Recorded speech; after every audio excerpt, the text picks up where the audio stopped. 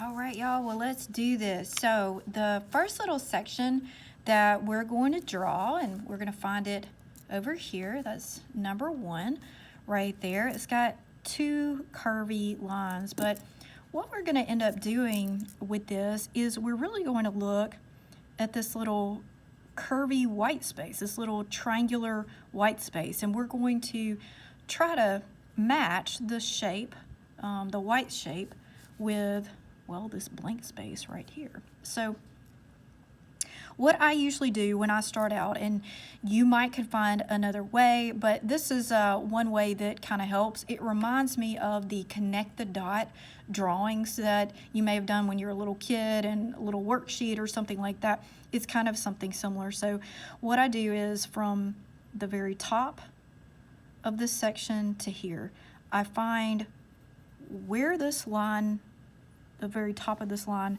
might start in relation to where the middle of this section is. And really it kind of starts in the middle right here. So I'm going to make a little mark right here to indicate where that would start. I'm also going to make a little mark if you look at where this thing ends. So if you look and kind of look and see like how much negative space is left over right here, and you can kind of see there's like that much negative space, and it ends about a third right here on this little line right here, right?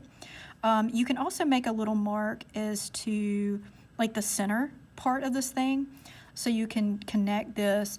And what we're really trying to do is to mimic that like rounded kind of shape right there with our marks. And I'm trying to match this white shape with this white shape. So I've just kind of connected those lines right there.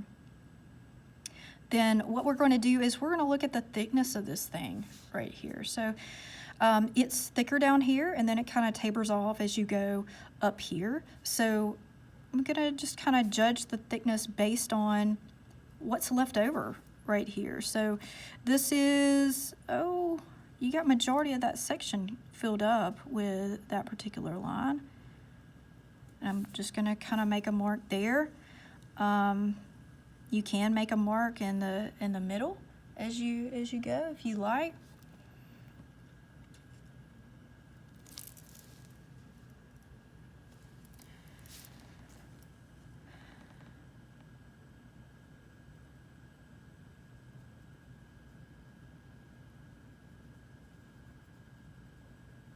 And you're going to look at that to make that little section. Now you can go ahead if you wanted to.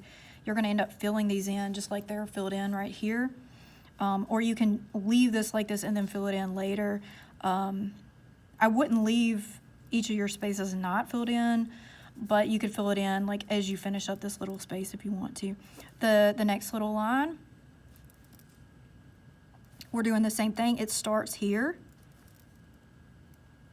in this little corner, and then there's definitely like a little curve right here. And I'm looking at this little negative space here. This ends like right about there, so I'm going to make a little mark as to where that is going to end. I'm going to connect those. The main thing to double check yourself is to check your negative space right here. It looks to me like when I'm doing this, I need to move this over just a little bit to make it work with my negative space. So the shape of this white space should match the shape of that white space here. If it doesn't, you need to, adjust that sort of thing. Mine looks, just that little bitty tweak that I made, mine actually works. The next thing what you're trying to do is you're going to mimic this little white shape right here. So you're going to figure out where this thing ends. So it hits right here, ends right here. I'm going to connect that. You can take this and